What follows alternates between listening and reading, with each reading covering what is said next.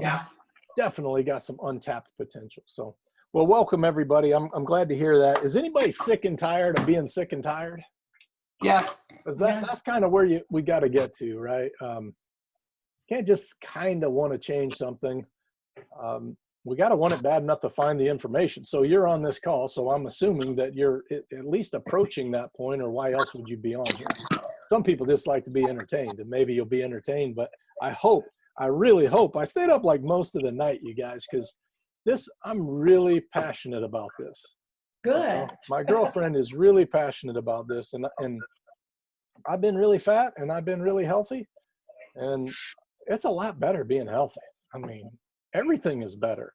Everything is better when you feel good about yourself. So I'm hoping there's one or two of us here today that grab this information and run with it. Because if you do, I think your life will change dramatically, even in 1 month. Maybe, in a year, unrecognizable difference, but in 1 month, you can really change. Oh, somebody else came, Greg Bolton. Let me hit end. I wonder how I disable. Because my son's getting married September 5th, so. What's that? You're motivated. I said good, because my son's getting married September 5th. Oh, you got a lot of time. Kim, you're the one that I want to look like. Yeah, me too. You're sweet. That is nice. All right. Serious. Yeah, and serious. Yeah. All right, we're going to share here. With a little luck, I'm going to be able to share my screen. Are you seeing that, you guys? Yep. Oh, it's a miracle, a technology miracle. All right. So I got this presentation. I want to show you. What I want you to do is, you probably already know some of this stuff, but I'm just asking you to set down all your assumptions for a second and just go with me here and let all this come in. All right. So let's start. Oh, there. Here's the diet we're talking about. Some reasonably healthy stuff, some very healthy stuff, and some rotten stuff. That's what we're talking about eating. This is not, I'm never going to drink wine again. I'm never going to have Powers hamburgers again. That's not what we're talking about here. This is called flexible dieting, and it's not a quick fix. It's a plan that can change your whole life. It's for the patient dieter, and I even hesitate to call it a diet because it's really not. It's a way of life, and it's pretty darn simple when you understand it. So the impatient dieter either never gets started, or they want a quick fix that's going to solve the problem in, a week. I'm going to lose 10 pounds in a week. You can do that, but the problem is the next week you're going to gain 10 pounds. That's how it works. All right.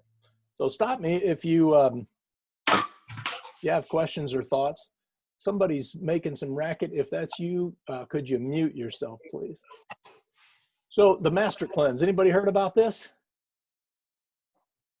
I guess I'll just ask you to mute yourself, but the master cleanse is basically drink lemonade with cayenne pepper, tons of it every day for a week. That's the master cleanse. And guess what happens if you'll do that? You lose weight. It's amazing. But guess what happens? The week after, you put it right back on. So this is the kind of stuff we're talking about eating here. This is the patient dieter. Raise your hand if you're surprised you can eat bacon and eggs on this eating plan. Yeah. This is all perfectly acceptable food to eat right here. Perfectly. You don't have to feel the least bit guilty. You don't have to feel ashamed of eating this. This is real food. So here's what, if you're checked out, if you're taking a little mental break right now, come on back, because this slide is the key to the whole thing. Okay. So if you're texting, shut her down for a second. And here are the 3 things you need to know. Calories determine your weight. Full stop. You'll hear people argue differently. Calories determine your weight, okay? The second thing is calories do not determine your shape or whether you are healthy or unhealthy. What you eat determines what kind of shape you have. Are you going to be a pear-shaped person? Or are you going to be a ripped-shaped person? That is dependent not on your calories, but on what you eat. And then the third thing, which we're not going to discuss today, but then how hard you work out is going to determine the amount of muscles you have on your body. And before you women check out, muscles take about half the space that fat does. So if you add muscle and you become a stronger human being, first of all, we age way better when we're strong. And then second of all, you'll be smaller even though you weigh the same or more, because you've replaced fat, which is big, which is fat, with muscle, which is small.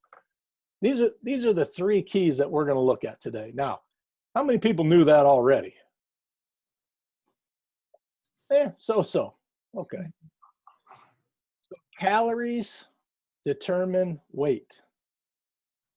Calories determine your weight.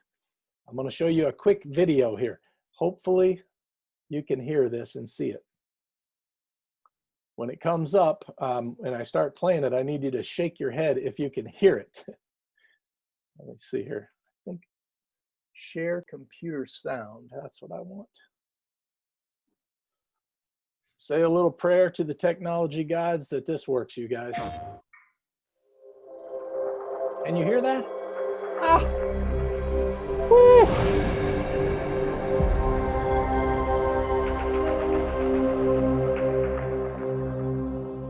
Damn ads.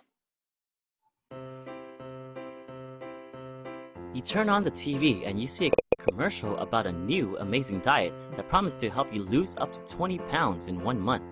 You see similar ads in magazines, Facebook, at the market, and even on YouTube. These ads exist virtually everywhere. But how are there so many different Trying to turn it up, but I don't want to cut it off here. Let's see. Ah, there we go. companies with different diets that can all help you lose weight? It's very simple. With all the talk about what type of food to eat, how many servings per day, and even added supplements, none of these matter more than the management of the magical number of calories. But what is it about calories that we need to know to understand how these diets work? For one, calories can be used as a direct measurement of how much food we take in and how much weight we gain or lose. Every 3,500 calories is equal to 1 pound of body weight. If you're taking notes, that'd be a good note to take right there. 1 pound of fat is 3,500 calories, 3,500 calories. Extra credit, how many calories per day is 1 pound? If you wanted to lose a pound in a week, how many calories a day would you have to lose? Anyone? Anyone? Is this thing on? 7 days, 3,500 calories in 7 days would be 500 calories per day. 1 pound a week, that would be 52 pounds this time next year if you brought in 500 calories less than you burned every day.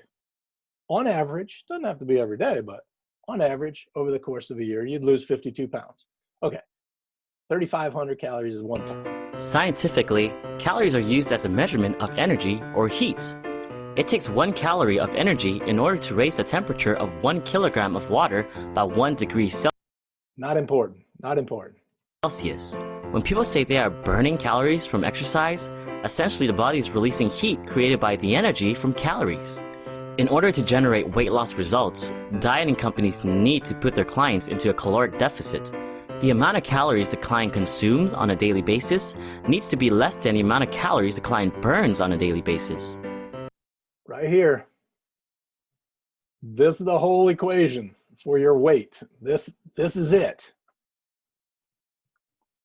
So take a good look. Calories consumed have to be less than calories burned. If you do that, you lose weight. If, on the other hand, your calories consumed are greater than your calories burned, then you gain weight, or we gain weight. Hate to say you, because it applies to me too, all of us. On average, an adult male burns about 2,500 calories per day. An adult female burns about 1,800 calories per day. That's another one. You might just make a note of which you are. You're the 2,500 calories a day, or are you 1,800 calories a day? Any diet that restricts the amount of calories under these averages will typically see weight loss results. This allows for diet fasts to offer up any type of food to be consumed, including fatty desserts and processed food, as long as the client remains at their deficit. But why follow someone else's diet when you can create your own by simply finding out how many calories you consume daily? A simple way of calculating the amount of calories is by running an experiment on your. All right. We're going to stop right there. So far, so good. Let's see. Can you see this still? It says calories. My God, I might be learning something. Treva, is that a yes? I can't tell. That's a yes. Okay, good. So the way I think about it is like our body, right, is a chest freezer. Anybody got a chest freezer? All right. So if you go to the grocery, or let's say you go to Applebee's, right, and you get they give you a huge meal.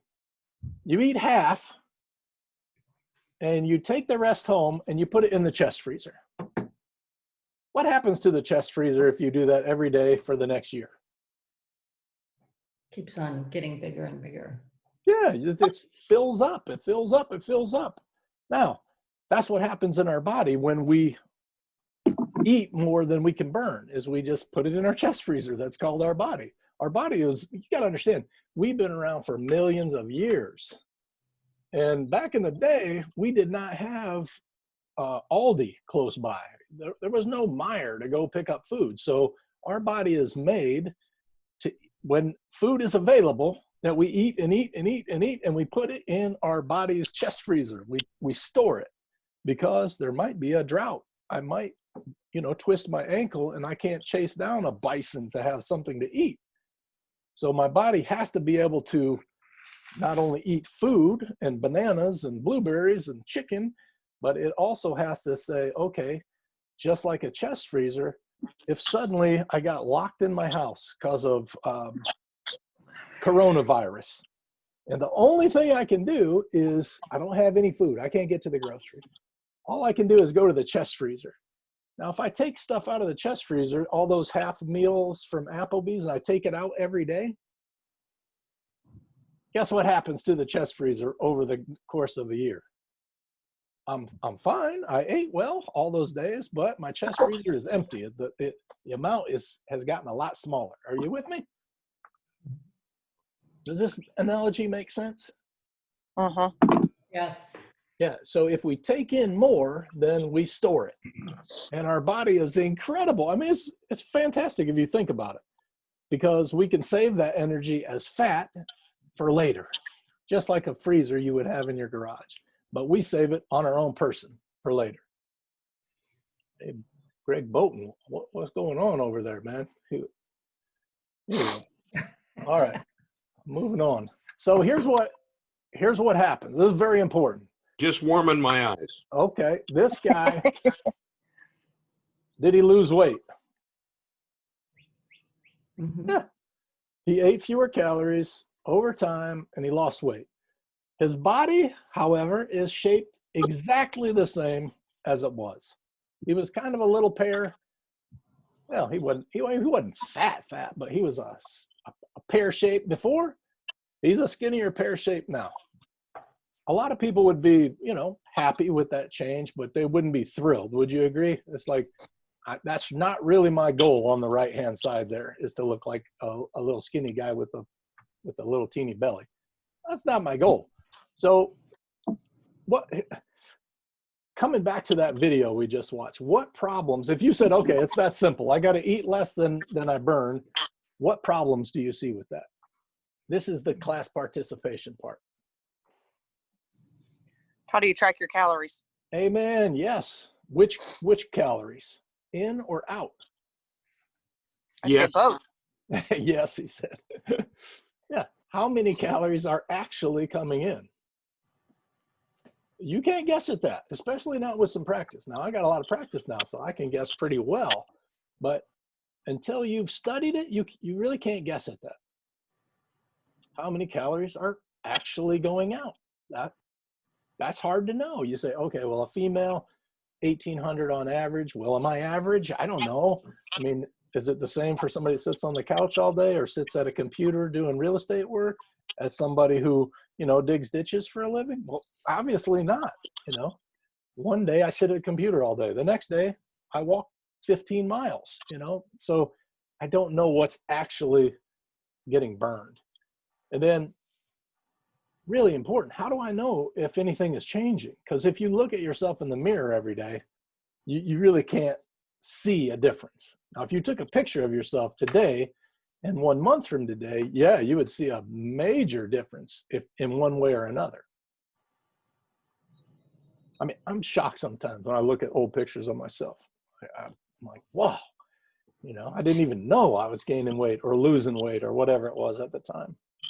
So the second best thing we can do is this is a BMR calculator. BMR stands for basal metabolic rate. So who will be my guinea pig for the sake of, you know, for the sake of a demonstration? I'll put in my own first, and then maybe somebody can be brave enough to let us know here. So I am my keyboard. Come on, can you see that? The basal metabolic rate calculator. Mm-hmm. Okay. Yeah. So I'm 6 feet. I'm 53 years old. Oh, 199 this morning. Ha. So if I calculate that, this tells me my base metabolic rate is 1,865 calories a day. So if I'm an average active person, I don't sit on the couch all day and I don't run all day and I'm not working out all the time, I'm going to burn around 1,865 calories a day. Now, if I do some activity, if I walk around the lake one time, I might be at 2,200. But this is the base metabolic rate. So from there, you can find a total daily energy expenditure. Now, again, we're back to the problem. Who wants to do all that? Nobody. Nobody wants to work on all that and figure all this stuff out and track everything all day. So I got a solution for you. But first of all, does anybody else want to see their calculation here? Anybody brave enough? I'll do it. Hey, all right. Age? Oh, good. Age? Oh, sorry, 35. All right. Your height? 5'4". All right. The dangerous part, your weight?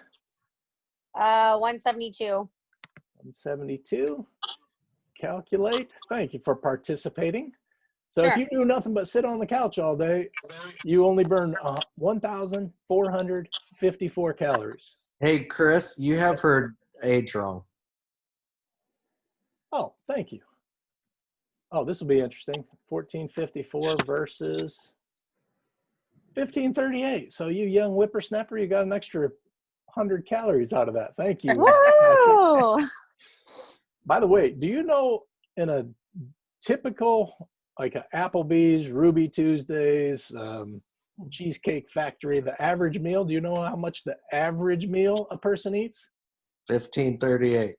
That was like 1,500. Unfortunately, it's a little over 2,000. Oh. In one meal. Yeah, see, this is where knowledge changes everything. You can still go to Cheesecake Factory, but once you understand, like to look at a thing, the pasta primavera is a whole lot different than the fettuccine alfredo. Right? One is 900 calories, the other is 2,700 calories. So we can start making decisions. Not that you can eat fettuccine alfredo, but maybe you don't eat the entire plate, you know, if you know. So, so this is interesting. I got a link to this for you. You can find your own, but thank you for participating. I think it's just the more real world examples we can have, the more interesting this really is.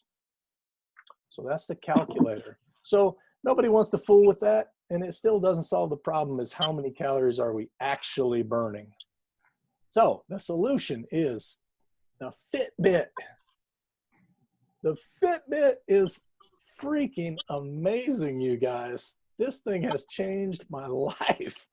And I'm going to show you, I'm going to actually show you on my phone and project it on the screen here in a minute and show you how I use it. And I mean, it's the most amazing thing that I've ever seen, really.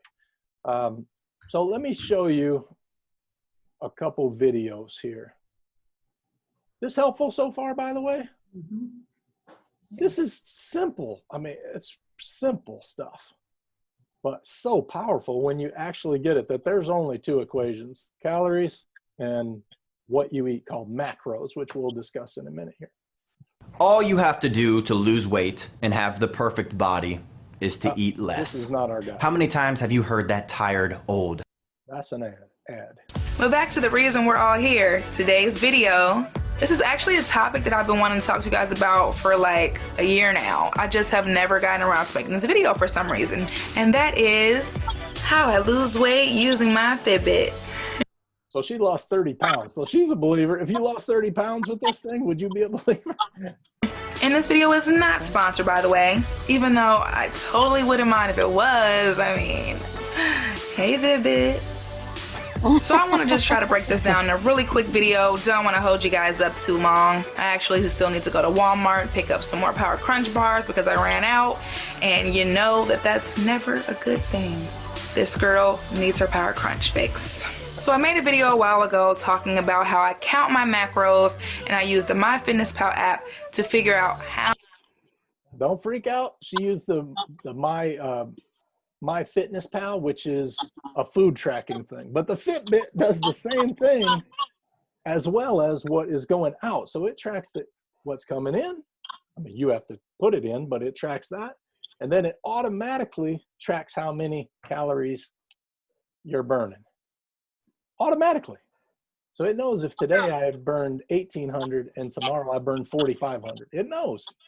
So I can tell real time if I'm losing weight or gaining weight that day. That's how amazing it is. All right. And don't worry about macros. We're going to talk about that. It's not that complicated, but it's probably a new word that you're not used to hearing. We'll get there. How many calories I'm consuming each day. If you haven't seen that video, be sure to check it out because it's really going to be helpful in understanding this video.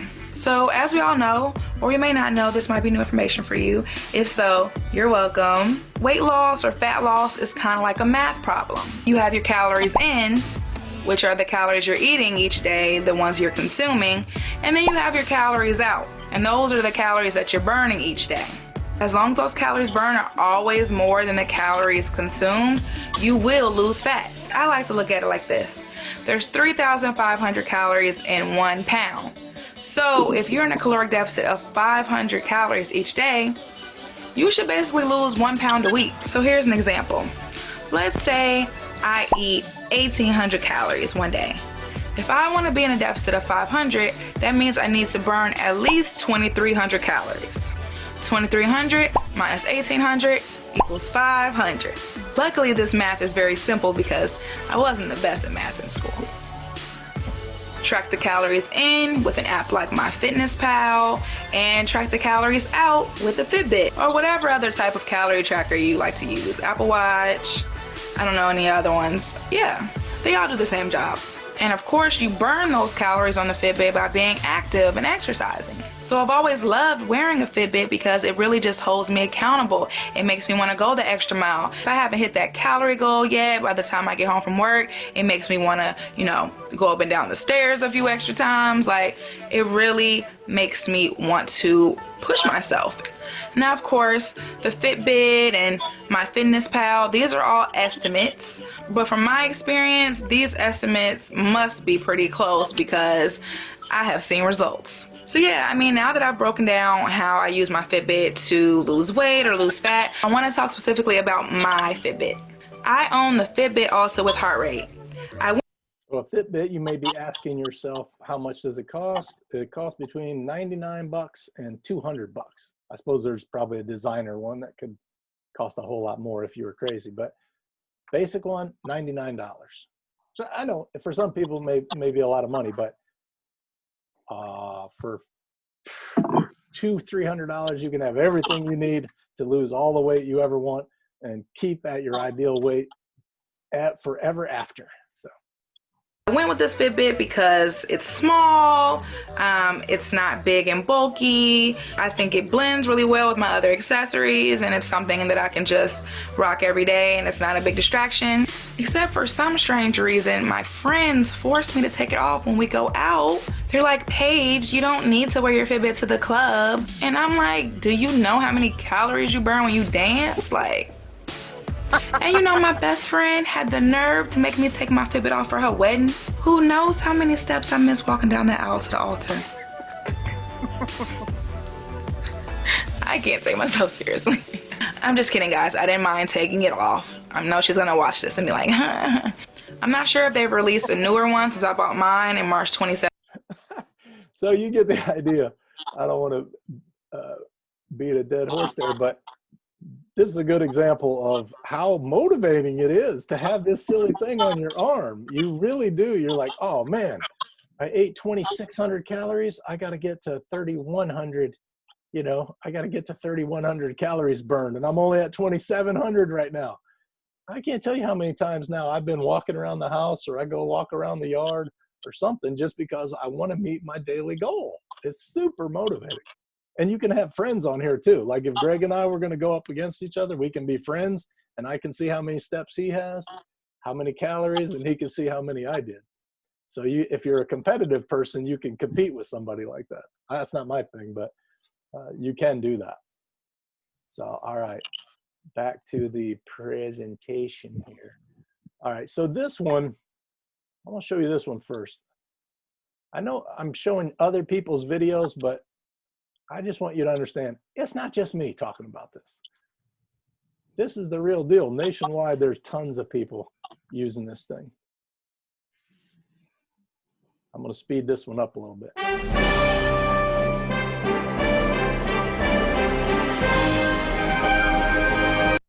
Okay, that was fun. I'd always said to myself when I hit 300 pounds that I was going to do something. When Barry Parks finally weighed himself, the number he saw shocked him. I stepped on a scale in the workout room and it said 325. And I was like, what? How did I get here? Parks was overweight for the better part of 20 years. Since committing to his health, he's lost over 110 pounds by using the Fitbit app. Just really got to where I thought, I'm done. I got to do something. This is way higher than I ever thought I would be. Last summer was when he decided to commit to losing weight. I'd always thought to myself, if I could figure out how to know what's going in and how many calories I'm eating, because I'm a math guy, and I thought, this only makes sense. I went to the office one day and saw Leah there and said, hey, how do you do that Fitbit app that you guys were talking about? And so she said, oh yeah, here. We downloaded it on my phone. She showed me how to use it. I went home that day, and from that day to today, I've kept track of every single thing I've eaten. I'm sure people come up to you all the time and ask you how you've done it. What words of inspiration? Now, I do want to point out, this guy said ever since he's tracked every single thing he ate. I mean, you can do that. That's not what I'm suggesting. What I would suggest is do it for 1 month, just like a budget. You track every penny that comes into your life and goes out for 1 month. And then you have you have reality in front of you. If you do the same thing with your food, you track every single thing for 1 month. You know how many calories came in for the month, how many went out. You can correlate it with I gained a pound or I lost 4 pounds or whatever. And you can then, your brain goes, holy crap, this will work. And you have a really good idea of, what a chicken breast, is, how much calories in an Oreo, my Frappuccino at Starbucks, what am I actually, how many calories and how many freaking miles do I got to walk to get rid of this thing? So you can actually know that after 1 month. And if you'll do that, you'll never go back. You'll make way different decisions about food. And again, I'm not talking about not eating pizza or Coney dogs. I do that, no problem. And I recommend you do too. We're not talking about perfectionist. I'm never eating anything bad again. I eat dessert every day, sometimes twice a day. I just don't eat a huge portion. All right. Do you have for people who are trying to lose weight? I guess the biggest inspiration is anybody can do this, and it's not that hard if you just really want to do it. Park says he learned how to track his calories, and he finally decided to give in to his wife's invitations to go on walks. Jay too has lost 40 pounds by using the app. I've had people say, well, you must really be exercising hard, and I say I walk. That's all I've done. Barry's wife, Shauna, says she's always loved her husband, but his weight loss has brought huge benefits to their marriage. Now they do fitness activities together that they could never do before. I feel like a newlywed. Really? Yeah, it's great. It's great. I've always loved Barry. He's a great guy, but it's nice to be able to do things together and not worry about being tired or sore or just not being able to do it. Now that they've made drastic transformations, they call themselves a power couple. I'm by no means an expert, which is also a good indication that anybody can do this. In Rigby, I'm Natalia Hepworth. Can I bring it in first thing in the morning? Sure, Greg, bring it on in first thing. Okay, thanks. So he said a couple things there. One, he's not an expert, so anybody can do it, which I really believe is accurate. And that guy inspired me. I don't, how old they say he was? 60? So it's not too late to get started. I'll show you one more. This one, again, if really you would just focus on this story, I think you'll understand the whole thing of Fitbit and how this little gadget solves all the weight loss problems of how do I know if I'm gaining or losing, how many calories are coming in, and how many are going out. It solves all three problems. It really motivates me watching videos like this. You just see these people just working incredibly hard and they lose a lot of weight and they're really bettering themselves. And I just really wish that I could take the time to do something like that. But if you're like me, you feel like you never have enough time. And that's how I felt until recently. This is me. I'm a husband and a father. I have a full-time job that requires me to sit at my desk for most of the day. I used to be in really good shape, but because of bad decisions and the worries of life, I am where I am today. I just want to make sure I'm here for my family for as long as I can be. Now, I've done some things in the past to try to help me lose a little weight and to try to get back into shape, but they weren't the right type of things. They just weren't sustainable. That's why I've decided this simple man is going to take a simple approach to getting back into shape, and I'm going to show you exactly how I did it.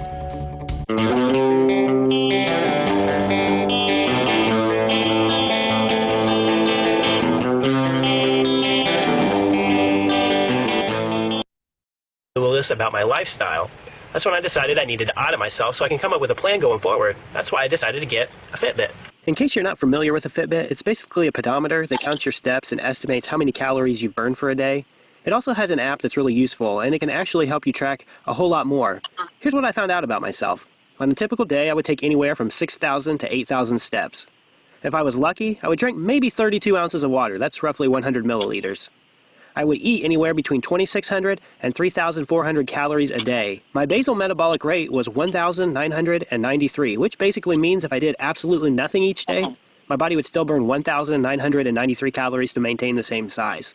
If you're curious what your basal metabolic rate is, I'll go ahead and include the link to the calculator I used below. That way you can find out for yourself.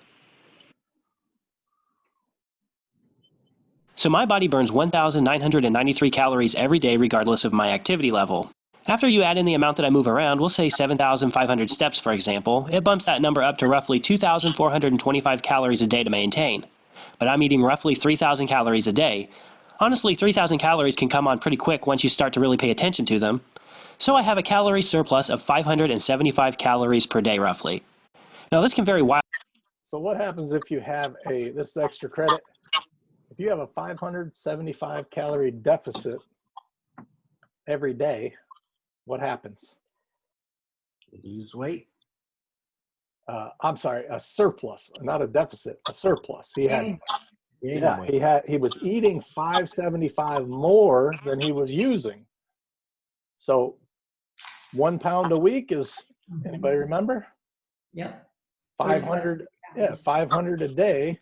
So he's going to gain a little over 1 pound a week, which that's why we, about 1 pound a week. So that's how, just the smallest amount, if you don't really know and understand, like if you're 100 over a week, you gain a pound and a half a year, just 100 a day, 100 calories over per week times 50 weeks is, 5,000 calories, you gain 1 pound. So a decade goes by and you gain 12, 13 pounds. That's how different it is. 100 calories is the difference between, me walking around the yard 10 times. That's the difference. Or I get a small latte instead of a grande latte. That's the difference we're talking about every day. So the same guy could lose 12 pounds over a decade, changing virtually nothing, just being aware of how that equation works. Wildly depending on what I'm doing each day and the things I eat, but it's easy to see how you can add extra weight in no time. On top of this, I'm probably severely dehydrated, opting to drink other things outside of water.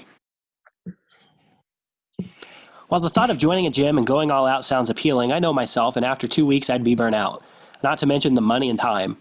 So I decided to try and up my step count to a daily goal of 15,000. When I hit the 15,000 steps a day, my calories burned jumped up to 3,200. I'm able to hit this goal about 85% of the time. I started taking the longer route to places. I also tried to go for a nightly walk, and even walk in my yard in the evening when I'm not able to go for a walk. At the very least, I would try to walk or run in place while Ha! That's Sally. When she got her Fitbit, man, she can't stand it. She's jogging while we're watching a movie, or, you know, just walking around the couch. It really is that motivating when you can actually see it on your own phone app. Look at that. You see that, you guys? This tells me I've taken 1,580 steps only today. That's the worst I've had at this time of day in months, because I was preparing this for you guys. But it tells me right now, today, up to this point, I've burned 1,039 calories. I know right this minute how many calories I've burned today. I've only eaten 364, so I'm still okay. But that's how real time it is, because it's watching TV just to get my steps in. The Fitbit is actually quite motivating. It's a constant reminder on my wrist to be more active when I otherwise probably wouldn't have been. Secondly, I needed to rein in my eating. I decided that the number of calories I was going to shoot for would be 1,800 a day or close to it. I also closely monitored my food for the first week. After about the first week, I had gotten fairly comfortable with what I should be eating and decided that I wouldn't monitor it quite as close the next week. If this video is popular enough and I get requests for it, I'll create another video on what I ate, as I did start to move towards healthier options. But to keep this video fairly short, most of the time I just paid attention to the calories rather than the macros of the food. The final step in my plan was to increase my water. This also meant trying to cut back on probably my worst habit, drinking soda. Typically every day around lunchtime I'd want to get out of the office for a quick bit, so I'd run down to the store and get a 32-ounce Coke. This is roughly 3,000 extra calories every day. By replacing that with water, I'm saving a nice chunk of calories right there. Also, just if you're curious, I haven't completely given up soda. I still allow myself 2 per week. I also know. So think about it. He was going 5 days a week. I got some weird feedback going on, but he was going 5 days a week at 300 calories. So that was 1,500 a week. Then he just cut it back to 2 days a week. So now he's at 900 calories a week. I'm sorry, 600. So he saved 900 per week. So just that one change, drinking a soda 2 days a week instead of 5 days a week, just that one change, he would lose a pound a month. Change nothing else, not walk more, not exercise, not change what he eats, change nothing but that, he would lose a pound a month. Does that blow anybody else's mind? How simple that is? Notice though that my skin looked much better after increasing my water intake. And if you feel like snacking, try drinking a glass of water first. It's surprising how many times you're actually thirsty rather than hungry, because after I would drink water, my hunger would usually go away for a good while. These simple things aren't too hard, right? With them in place, I went from a daily calorie surplus of 575 to a calorie deficit of 1,400. So, here I am, 2 weeks later.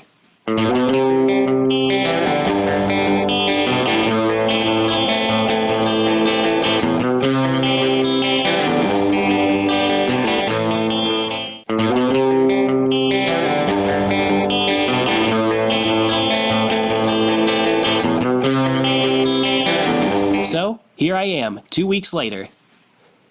In 2 weeks, I was able to lose 10 pounds and drop my body fat down 3%. My blood pressure also benefited from the changes, dropping from 140/74 to 108/74. The great thing about this plan is it's sustainable. Even if I decide to eat more than 1,800 calories for the day, I'm now more active and burning more calories, so this helps me to stay in better shape. When you first start out, there are days that you just want to call it quits, because honestly, it's easier and less restrictive to not worry about it. But you keep with it because you're getting tired of being fat, and after a few days it starts to become the norm. You start seeing results. When I look in the mirror now, I stop seeing what I currently look like, and I start seeing what I could look like here in the near future. It's really motivating. Now that I've taken these first few steps, literally, I think I'm ready to go on to some more steps. That's the thing. One small positive change leads to another and another, and before you know it, you're accomplishing more than you thought you could have a short while ago.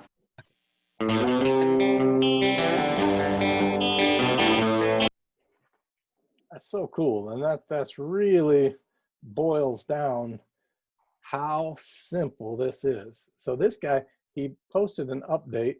This was 2 years ago. Hit the 4-week mark and my weight is 184. He started at 199. In 4 weeks, he's at 184. He's even saying now, I don't know how much I want to drop below 185. Like, he understands that he could drop to whatever he wants to now. And it's not being deprived. We'll talk about that in a minute, but Chris, can I ask a question real fast? please do. I'm assuming that you probably did some research before you bought your Fitbit. Can you tell us where, I mean, I have an Apple. I don't know if that makes sense or not, or like if that matters or not, but can you tell us, you know, the best one that you found or where you found it for the best deal? Well, they're all kind of the same in what they do. They just cost different in how they look. Okay. So if you want a cute pink one, you know, with a fancy band, you know, that's a different price than, like, mine is a big clunky thing. Probably most women wouldn't want to wear that. But, well, here, I got this Amazon list for you guys that I put things that you might want to have on. And nice. So here's, this one's $150 on Amazon, the one that I have. But if all I got to do is go, I mean, like I said, they do basically the same thing. And your Apple Watch, although I don't have that, my understanding is that it will do something very similar. I don't know about the logging the food part of it, but so here's, you know, there's a bunch of lookalikes, and I can't say whether those are okay or not okay, but here's the little skinny one. You know, they make all different colors of bands, and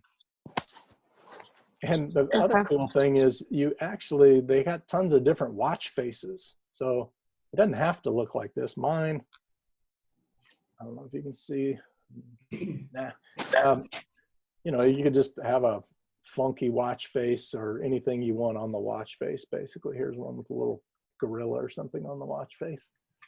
But so I probably didn't answer your question, but they all use the same app. They all track the same things. But they just look differently. Hey, Chris, can I throw something in? Sure. I found one. It was a Fitbit, and it's just the bracelet kind. I have it anymore, unfortunately. But when I bought it, it was only like $25 or $30, and at the time they were like $100. It was just a bracelet kind, but you know, you do everything on your phone, so the basic one really is all you need. At Marshall's or TJ Maxx had them. I don't know if they still do, but they were like a third the price. Wow. Nice. Thank you. Yeah, if you get an older one thing that I really like is this tracks your heart rate at all times. So it'll tell you during the day how many times were you not really burning any fat, and then there's another range which is fat burn, which is very low level. That's why all these people are talking about walking. They're not talking about sprinting, pole vaulting, you know, jogging, because that stuff, it makes your heart stronger. It does not make you lose fat. Your body will take all the energy to strengthen your heart in cardio as opposed to burning fat if you exercise at too high a level. So once you get used to this, you understand, I want to be in fat burning zone. I want to keep my heart rate like under 110. I want it to be over 85 and under 110. I can just look, right now it's 72. So I'm not really burning any calories. But if I did 20 jumping jacks, then it'd be at 90 and I'd be, you know, burning fat at that point. So if you get an older one or a lookalike, I think they don't have that capability, which I happen to like, but I'm kind of a nerd, so I could probably live without that. All right, so back to this. So remember this guy, right? He lost weight. He didn't change his what called body composition. He's still probably the same percentage body fat. He just has less weight and less body fat. Here's Emily Bowler. She's from Fort Wayne. This is a friend of mine. Did her body type change? dramatically. She's not just a smaller version of the old Emily. She's an entirely different person. So if you want to be the entirely different person, you have to eat something different, not just less of it. So the problem, and we see all these, what's called, you see all these obese people and they're like, I'm just hungry all the time. And what I want to point out to you is she wrote a book called Starved to Obesity. This is really critical to understand. Food scientists, you see these Cheerios or whatever this is right here, Fruity Pebbles. They have food scientists that make $200,000 a year because they're smart enough to know how to put a thing in a cereal or a food that will make you full, but then immediately you'll be hungry. An hour later, you can have 2,000 calories of this cereal. An hour later, you'd be hungry again. And they pay people really well to make that happen. So we keep buying more of their crap. Now, if you eat a big chicken breast or a pork chop or a huge salad or cucumbers and hummus, you will be full for a long time. So these are empty calories. You eat because you're hungry. But there's nothing your body needs that you're craving in there. So your body tells you an hour later, I'm still hungry. I didn't get any calcium. I didn't get any vitamins. I didn't get any minerals. I didn't get any fiber. I didn't get shit. I'm still starving. So you go back and eat some more. And then people are ashamed. They're obese. They feel horrible about themselves because they're really trying. I mean, you are really trying to cut your calories and not eat, but it's impossible. We cannot override our body's desire to stay alive. And that's basically when you're starving yourself, even despite the fact that you're eating tons. So hopefully that's an eye-opener. Here's a lady, she didn't lose any weight, but that's a heck of a change. She weighed 135 before, she weighed 135 after. And that's what I'm telling you. If you get rid of body fat and you replace it with muscle, which you can do by eating different things, then you don't have to necessarily lose weight. Everybody thinks they want to lose weight, and maybe so, but I'm 199. If I were 199 and instead of 25% body fat, I was 15% body fat, I'd be an entirely different human. I'd be a beast. So it might be that you really don't want to lose weight. So let me show you. This is understanding macro for beginners. Anybody want to chime in though before we look at that? What are your thoughts? What have you learned so far? Treva, you learned anything? Oh, yeah. What'd you learn? Think of one thing for us. Well, for one thing, I've got a Fitbit and I haven't been using it, so that's going to be on my arm now. I downloaded the app, MyFitnessPal, because I think I definitely have to be much more aware of how much I'm eating. So you mentioned MyFitnessPal. The beauty of this thing is Trouble hearing? Don't skip this video. If you're suffering from premature hearing loss. So you don't, I used to do the MyFitnessPal to track the calories, and then the Fitbit would track how much calories I burned, how many calories I burned. But what I found out is the Fitbit app will also do the same thing that MyFitnessPal app will do. Oh, good. You can do it all in one place. And then when you do, I don't know if you can see this, but that's last week. Let me see. The bars, like the blue bar there, means I was below my target calories for the day. And then the little bar next to it on the right is how many calories I burned that day. So it tells me my goal for the day based on the calorie deficit, like 500 calories a day that I want to be in. So I know every day. And if you do instead of MyFitnessPal, if you track the calories in, then you can see it plain as day. Okay, good. Like this one. Well, I'm going to show you that in a minute, but I'm going to actually show you my phone and how exactly it works. How are we doing on time? 11:01. Good. Actually, not behind for a change. That's something new. Chris, I have a question, and I had to step out, so maybe you already answered. Is it hard to figure out how many calories what you're eating is? I'm gonna go over that in a little bit, but the answer is it's not hard, but you do have to do it. You know, you can't. It doesn't do it automatically like it tracks how many calories you're burning. You have to enter it in. There's basically 3 ways to do it. Well, I'm going to show you that in a minute, but you can scan the barcode if it's a processed food. So if I have a box of macaroni and cheese, I can scan the barcode from my phone and it'll tell me how many calories I'm eating there, how many macros, how many protein, how many carbohydrates, and so forth. If it's a fruit, then I can use a little bitty food scale, which is easy as can be. And again, we're not talking the rest of your life. We're talking until you understand what 10 ounces of apple looks like, you know, how much a banana is. You know, you learn the things you eat. We don't eat a infinite variety of things. Most of us eat the same 100 things day in and day out for our whole life. So we'll get to that though, Kim. All right, so let's hear from this lady about macros, understanding macronutrients for beginners. That's us. Uh-oh. Reality is that and in order to maintain weight, you need to keep your calories constant. And unfortunately, that can be misleading. The reality is that counting calories can only take you so far if you are not eating the right type of calories. So what does that mean? So let's say you want to drop some weight, you want to get in shape for summer, and you decide you want to eat less, you're in a caloric deficit. Great. But the problem is, even though you may be losing weight, you may not be losing true body fat. Instead, you may only be losing water weight, you may be losing muscle mass, and in addition to a little bit of body fat. So if you take a look at this graphic right here, you can see that weight loss can consist of muscle loss, water loss, and fat loss, and that's going to drastically change how you appear as opposed to if you are losing only true body fat.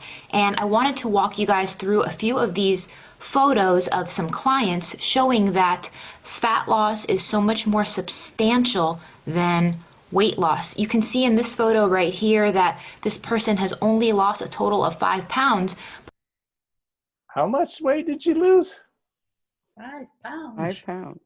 Would you have believed that looking at the pictures? No. She looked like she lost 20 pounds, right? Mm-hmm. So that's what I'm saying. Muscle takes a lot less room than fat. So when we do that low level, like walking, going up and down stairs, we don't go crazy. We burn body fat. Is that a relief to anybody? We don't have to go to the gym and just bust it, 5 days a week until you're about ready to pass out. No, that's actually counterproductive, believe it or not. Now, if you want to be a fitness model, bikini model, or a bodybuilder, eventually, once you lose the body fat, you're going to have to hit the gym and build the muscles. But that's not what most people are interested in. So, I mean, I lost, I think 12 pounds now in the last 6 weeks, and I haven't been to the gym. My gym's closed. So I've just been walking and watching what I eat. That's it.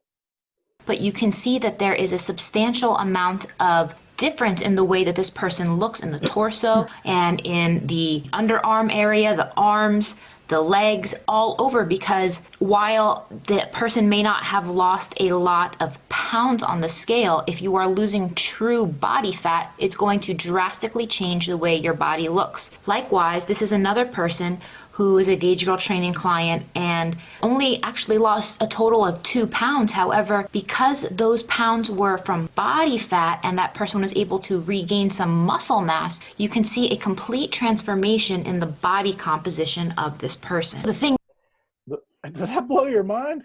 It should blow your mind. 2 pounds? But she didn't just lose 2 pounds, right? She probably lost 10 pounds of fat and put on 8 pounds of muscle, and the net is that she lost 2 pounds, but she looked like a brand new person. I mean, how would you feel about yourself if in 35 days you made that transformation? It's shocking, That's what I want to understand, this stuff, yes, it has to do with how you look, but when you feel good about yourself and you go on a listing appointment, you know, it's a different ballgame. You know, when you do prospecting and pop buys and you look like $1 million and you just lost 20 pounds and you went from that to that in the last 35 days, you're a different person going on a pop buy because you feel amazing. Like the world is your oyster. So it's just really crazy to think about the difference. You can see a complete transformation in the body composition of this person. The thing is, you can be losing weight and seeing the number go smaller on the scale, but it's not going to necessarily improve your physique. Your waist is not necessarily going to get tighter. The texture of your skin isn't necessarily going to change. You're not going to have curvier arm, curvier glutes, a smaller midsection, because it can be harmful to your body despite any associated weight loss you have with just going on a strict caloric deficit. So it's not about how many calories are in your food, but it's the breakdown of those calories that ultimately impacts what you look like. In order to make sense of this, it all starts with an awareness of what you are eating and knowing what your food is made of and using that information to eat better. That is the basis of the macros approach to nutrition. So I see so much stuff online where everybody's hashtag macros, hashtag this, hashtag that, but here's the thing. That's all I really wanted to show you from this lady is the difference that it makes to lose fat as opposed to just lose weight. So let's go back here again.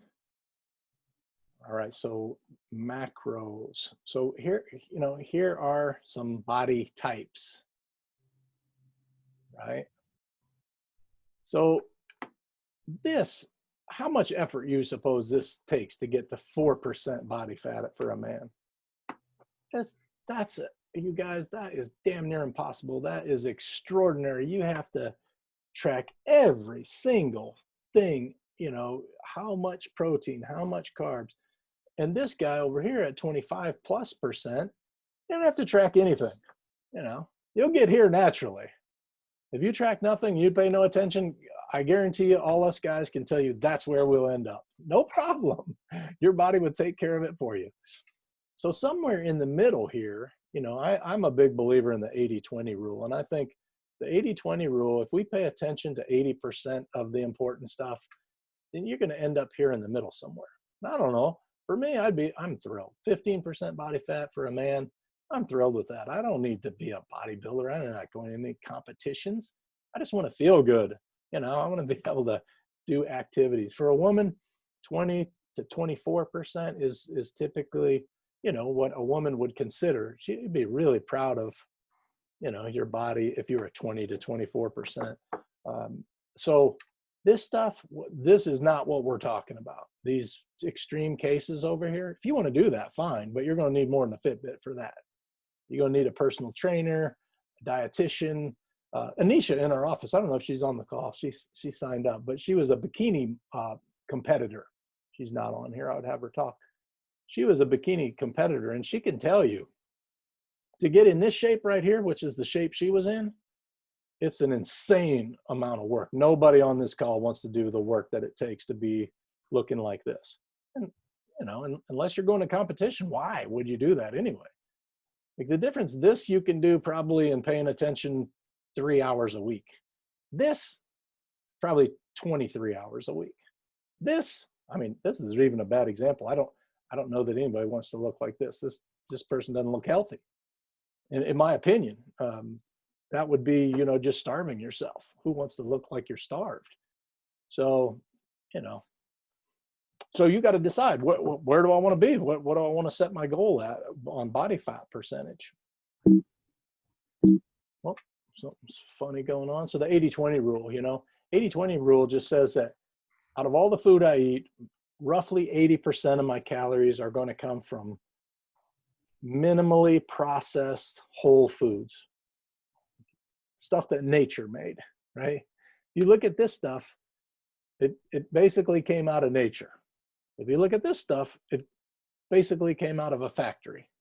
So the closer, you know, if you're 50-50, you know, you're going to be okay. The standard American diet, by the way, you guys, is about 83% processed foods. Wow. They call it the SAD, Standard American Diet. And the quote I liked is, if you eat the standard American diet, you should be prepared to die the standard American death, because that's what, this is cancer, this is diabetes, this is heart disease, this is strokes. That's what gets, you know, 40 years of eating this, that's what you end up with. 40 years of eating this, you end up dying of old age. You know, Alzheimer's. Everything we don't want is right over here.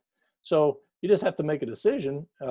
And what most flexible dieting coaches recommend, which would get you down in the very, you know, would get you down in at least this range if you were 80-20 and you're you know, in the calorie range you want to be in, you'd be down maybe closer to this if you were at 80-20. So it's a goal to shoot for 80-20, 80% whole foods, natural, unaltered. You know, an olive off an olive branch is a whole food. Olive oil is like 1,000 olives pressed together to make 1 tablespoon of olive oil. That's a processed food. So the more things we can get out of nature, the healthier we're going to be. And the more balance, the more you flip it towards a percentage over here, the better off you're going to be. And the good news is you probably don't have to think a whole lot about the macros, like how much protein am I getting? How many carbohydrates? We'll go over that in a second. And then I'm going to show you my screen here real shortly. What time we got? 11:13. Oh, good. I think you're going to be interested. I want to show you in the kitchen too, some things that I have. So here's tools that solve all these problems. A blender. So the free version is the crappy one you got in your cupboard right now. It'll make a smoothie just fine. How many people on the call have had a smoothie before? Raise your hand if you had a smoothie, like with green, like with spinach in it or something like that. Okay, so most people. Patrick gave it the thumbs down. All right. A better one is a Ninja blender. All right. That's a pretty whoop-ass blender. A Ninja you can get for $90. You can grind up a whole lot of stuff really nicely. The reason most people don't like the green smoothies is because they've got a crappy blender and it leaves chunky stuff in there. And who wants to drink a big old chunky spinach glop? Nobody. But if you have a Ninja, it's going to be smooth. And if you have a Vitamix, you can grind rocks in that thing. It's crazy what that thing will do. But it's expensive too. Fitbit watch, again, $95 to $200. If you can find one at Marshall's, like Patrick was saying, maybe as little as 30 or 40 bucks. And then I choose to get the premium, and you can just try it out for the little trial period and see if you like it. But you can do, I think, pretty much everything we're talking about without the premium, but it's $80 a year. The food scale is about $15. And that's, again, just to help you understand, am I eating 8 ounces of pork chop or am I eating 16 ounces of pork chop? If you don't know that and you make the mistake and you misjudge over 30 days, you know, it could be 4 or 5 pounds difference one way or another. And then the body fat scale, actually you get on there naked or in whatever, you just wear the same thing every day, bare feet, and it sends a electrical charge. You don't feel anything, but it sends an electrical charge through your body, and it can tell you what % body fat you have. So it will actually track it accurately. Does anybody have a body fat scale like that? Mm-hmm. Yeah, Kelly, you got one? It's wild, isn't it? I mean, the other thing for tracking, you guys, it's really important. I'm going to show you on my phone, but we really, most people, you know, they weigh infrequently. So what you need to understand is when you're gaining weight or losing weight, it's not a perfect, you know, gradual curve. Like mine went to 208, 2065, 2075, 206. 209, you know, it depends on what you ate the day before and how much water you retain, but your body fat is going to be a gradual, you're going to see exactly that thing going down. So the danger is if you if you weigh yourself today, but you're dehydrated, let's say you weigh yourself at the end of the day today, you're going to have like 3 more pounds of water in you. And then you weigh yourself tomorrow, first thing in the morning, you're going to be dehydrated in the morning. So we have to weigh ourselves. If we really want to get a grip on this, you have to weigh yourself at the same time every day. So best thing is, a trigger is you brush your teeth. Same time you do that, you weigh yourself. And then you'll see over time what's actually happening.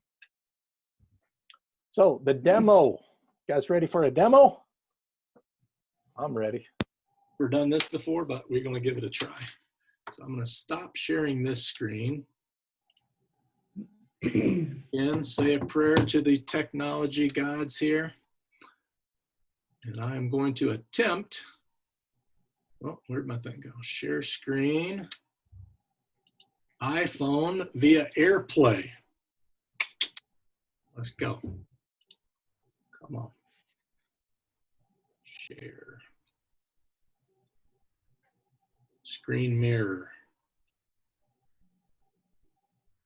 Oh, it worked. Can you see it? Mm-hmm. Yes? No? Yes. You guys don't look nearly as excited as you should be. All right, so this is my Fitbit. So how would I show you everything? Just want to walk through a few things. I'm going to go to yesterday because, well, let's look at today. So my steps. That's the main thing. It knows how much movement I'm having. So if I look at my steps, I have a goal of 12,500 per day. You see it on there? Can you see my mouse? Mm-hmm. Oh my God, that's amazing. So 12,500 is my goal. So I get a star on the days that I made it. So this day I didn't make it, but these days I did. I did make it all those days. So far this week, I'm averaging 16,700 steps. So that's what you're seeing on here. See this little bitty bar here? That's today. So I got to get off of this damn call and go out and walk around the lake. It's giving me a panic attack just seeing that small a number. So, and then if I go today, it shows me what hours of the day did I get in the steps. It's pretty crazy. Next, I got down here, floors. So it senses when your Fitbit goes up or when it goes down. So it knows how many floors you've gone up. So I have a hill in my backyard. If I go all the way to my shed and then I come back down, it's 1 flight of stairs. So it doesn't have to be, going on flights. It could be like when I walk around Crooked Lake here, it's super hilly. So it'll be like 20 floors that I've done. And then how many miles, it knows how many miles I've walked. So I've only walked 3/4 of 1 mile today. If I click on that, it shows you how many miles I've walked every day. So I've been walking, you guys. This pandemic and these race things got me stressed out. All I do is walk and walk and walk. So you see, last week I walked 47 miles. Wow. So what's that, 7 miles a day? I think it's probably just like 3 miles of walk to the copy machine, go to the kitchen, go to the car, and then another average probably 3 or 4 miles of actually walking.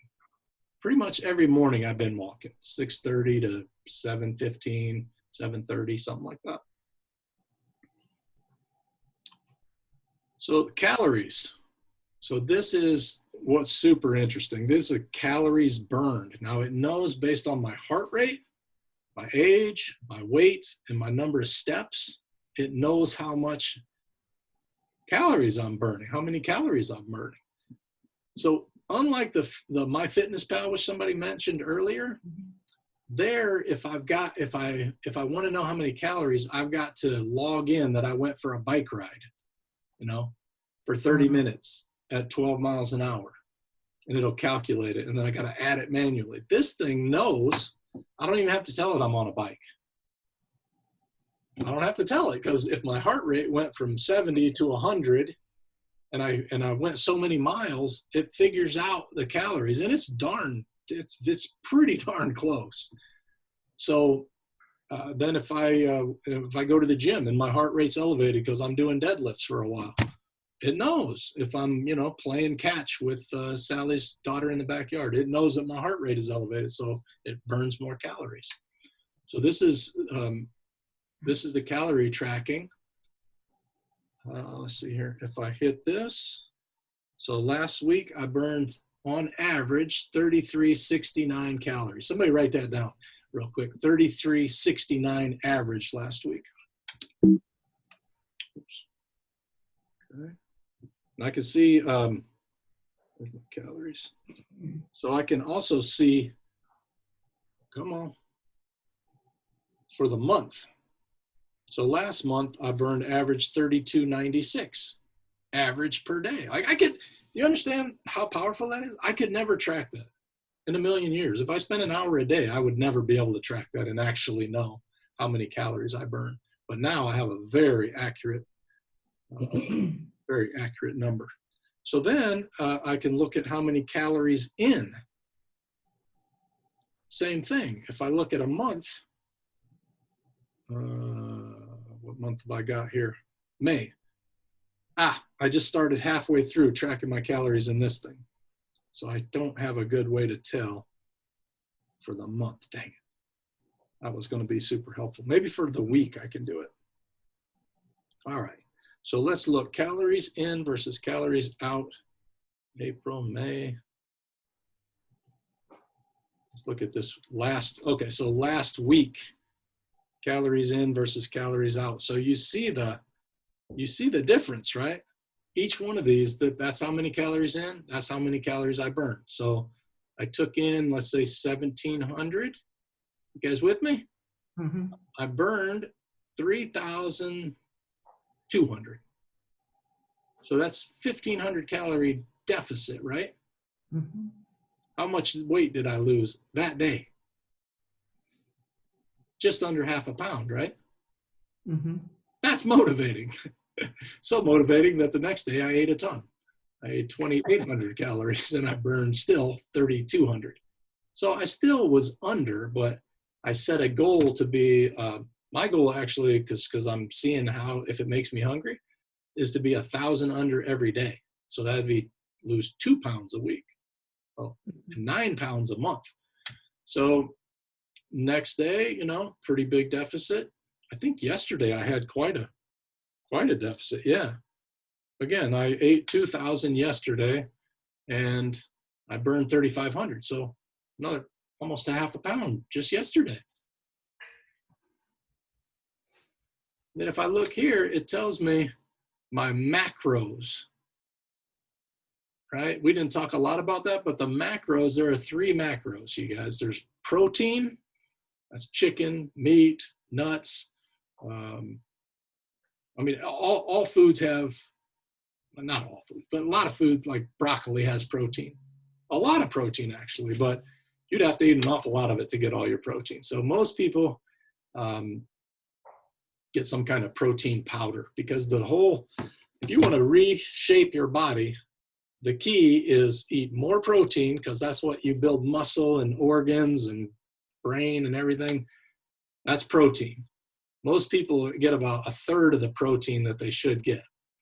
So unless you like eating huge steaks and all that stuff, which I'm not a big fan of that, because that's another story, but I eat protein powder. So 1 time a day, I have a big green shake. I put 2 big scoops of protein powder. That's like 60 grams of protein right there, which I can't sit down and eat enough chicken to eat 60 extra grams of protein in a day. I'll be stuffed. So protein, so what I would do, the key to it is to bring up my protein and down my fat and carbs. That's the whole key to this thing. And you can't really do that unless you're tracking and understand what you're actually eating. But the standard American diet, let me go back a day, because that's not a typical day. I've only had breakfast. So how do I go back a day here? Monday. All right. So here's a better example. 36% carbs, 31% fat, 33% protein. So me personally, I'm just trying to do 33, 33, 33, just because I'm simple. But what a fitness coach would tell you if you want to lose weight and gain muscle, you would want 40% protein, 40% carbs, and 20% fat. That's the ideal balance, but that's hard to do. It's hard to get that little fat. So I'm happy with a third. That's what I shoot for. But you could see here what I ate. So for an evening snack, I had dark chocolate, protein powder, cocoa powder, 2 cups of organic spring mix. So get my greens, blueberries, vitamin C. So chicken sausage, red peppers, onion, cherry tomatoes, and avocado oil for dinner. So I'm not deprived here. I did have for a snack, I had a rice cake with peanut butter on it. Quite tasty. I had a big old wrap grilled chicken with horseradish and hummus and all kinds of stuff on it for lunch. For breakfast, I have heavy whipping cream in my coffee. I'll show you that in a minute. Again, mixed greens, protein powder. So that's how I got to those calories. So that was, that was 1,994 calories. But I burned 3,454 calories. So that's the difference there. Is this making sense? Yes? No? Yeah, it does. Thank you, Treva. Tells me my resting heart rate. So the healthier you get, the lower your resting heart rate. So if I look at, this is pandemic, right? This is worrying and doing less activity and spending more time studying what's going on as opposed to going out for a walk. So then when I got back under control, you see it drops way back down. And it'll tell you based on that, you know, your resting heart rate is a good indicator of what kind of shape you're in. So if you're down here, you ought to be alarmed, you know, and this thing is tracking every minute of the day. So it knows when I am not doing anything, when I'm sleeping, it knows what my heart rate gets down to. And that's what tells me, am I in good shape or am I not in good shape? So good news, I'm in excellent shape according to this. And here's that heart rate monitor I was telling you. So this tells me every day how much time I spent in this orange. I guess it doesn't say that on there. But basically, let's look at yesterday. So here's the heartbeat monitor for yesterday. So I went on a morning walk early morning, like I told you. Heart rate, you know, when it goes into orange, that's my fat burn. So I was in fat burning zone for 3 hours yesterday. Cardio, I was in 24 minutes by accident. I didn't do that on purpose. And then 1 minute in peak. So when you see people like that do cardio and they're just drenched in sweat, they're actually in cardio or peak. They're really working their heart, and it's like working any other muscles. If I was doing, you know, pull-ups and it was really tiring me out, I've been working this. I'm not losing any weight. All my whole body is working in my biceps to get stronger so I can do those pull-ups. Same thing when you're doing really fast cardio or you're trying to go for a jog and you're not in shape and your heart's through the roof, it doesn't burn any fat. Your body shuts down the fat burning. It shuts down everything so your heart doesn't blow up. So I'm actually telling you, do less intense exercise. You want to be in this fat burning zone, which, you know, it calculates based on your age, weight, height, all that. It'll tell you what these zones are. And I'm not inputting anything. All I'm doing is wearing that thing, and it shows me. Is that pretty cool? Yeah, it is. Yes, the day before. I'll show you one if I can find it. I did go for a run this day. I tried to run around Crooked Lake. You see, I was all into cardio and peak. I feel like crap the next day. So back to the slow burn. Now let me show you something. I should have shown you this first because this is exciting. So here's my weight. So let's look at 3 months. So in April, everything's going along. This, by the way, this is my weight trend. This is a 7-day average. And this is my daily when I actually put in a number. That's why this is what I was telling you. It's wildly swinging. You can't tell. Like if you weighed yourself this day and then this day, you think, oh man, I'm killing it. Then if you weigh yourself this day and this day, you, oh my God, I'm blowing up. But neither is true. There's a trend going on here. But you see that if I look at 1 month, so right there, I was kind of just coasting along. April, May, I started eating like a fool. I got all the way up to 208. That's when I was like, this is horseshit. I'm not getting any fatter than this. I'm done. I worked too hard to get down to 200. I'm done. And I started walking. I started doing all that stuff. And you see what happened. Immediately, this stuff dropped off. Look at that. Wow. Dropped like a stone. So I'm on my way to 190 and 15% body fat, you guys. And I have total confidence now with this thing that I will get there because I know exactly what's going on every day. I know what it takes. Whether it's a 250 calorie deficit a day for 8 months or whether it's a 1,500 calorie deficit for 2 weeks, I'm going to get there. And one day I'm going to go to the bar and I'm going to eat wings and I'm going to eat tacos and I'm going to drink a bunch of beer. And I'm not going to feel the least bit bad because I can see that day I burned 6,000 or I ate 6,000 calories and I only burned 3,200. And that's okay because I'm not done, you know. That's just one day. I didn't ruin everything, you know. Just got to get back on track the next day. So that's why I'm so excited about sharing this with you guys. It tracks all kinds of stuff. It buzzes. Like if I'm sitting here and it's 10 till the hour and I haven't walked 250 steps that hour, it'll give me a little buzz, like, you know, like your phone gets a text on vibrate. It gives me that kind of little buzz to tell me, hey, you've been sitting in front of this computer for 50 minutes straight. You don't have any steps. Get going. So then I'll just walk till I get 250 steps and then go back to work. And it adds up. Makes you think about it.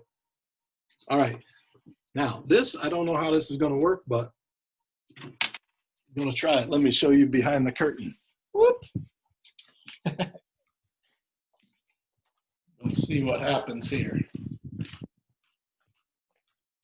Anybody have questions so far? Nothing? How much are you going to charge for the course? What's that? I said, how much are you going to charge for the course? We'll have our accountability partners. This is the course. This is the free course. No, I You know. and Kelly are going to be accountability partners. Or you and Kim. I don't know. So I got some stuff here. Let me see. I'm still showing my screen, right? I wonder what will happen here. Oh, it works. All right, so this is the camera on my phone. So I just wanted to show you a couple things. Here is some plant-based protein powder. This is what I use. So Kim, you were asking, you know, how do you track your food? So if I go to the app, fitness tracker, you can see what I'm doing in the picture here. And I say, I want to track some food, right? Log food. So I could type in here, Garden of Life. Right here it is. It knows that that's something I've used before. So I can click on that and it will add it this way. And I can say, I want 1 scoop, right? I'm sorry, 1 scoop. I could add it like that. I'm going to cancel that. You see this up in the upper right-hand corner here, right next to the cancel button, there's a little barcode. So if I hit that, then it brings up my barcode reader. And I just say this thing here, and it found it. It knows that that barcode is Garden of Life Organic Plant-Based Protein Vanilla. So now all I have to tell is how much am I having, 1.5 scoops. It tells me it's 120 calories. If I want to know what's in it, it tells me how much fat is in it, how much carbs, how much protein. And this, by the way, you guys, is why people love protein powder so much. See that 22 grams of protein in 1 scoop and 3 grams of carbs. So it's like eating a chicken breast, you know? It's actually better than that because this comes from peas and broccoli and all kinds of stuff. And it actually, believe it or not, tastes good. All right. So what if I wanted to, if I had an apple or an orange, right? I could just look up in here orange and it'll tell me.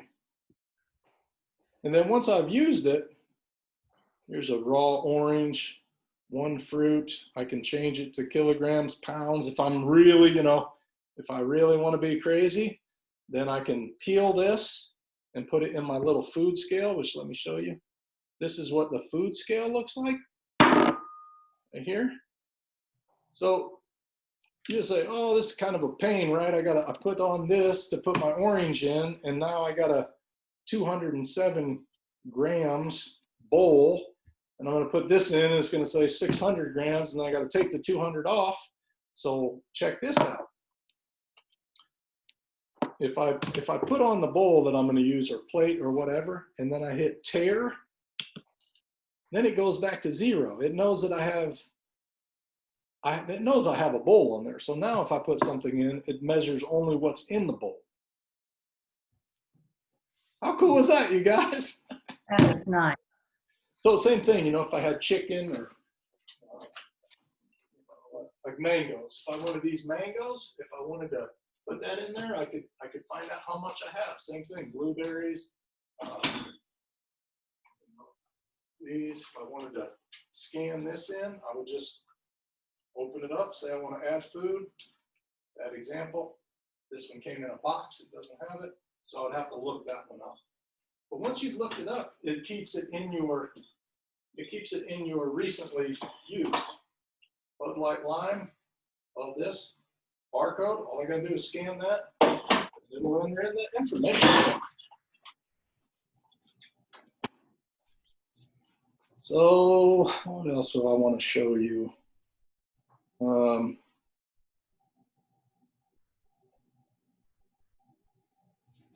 What questions you guys got? Seems like I wanted to show you more than that, but. Hey, Chris, do you track your sleep on yours?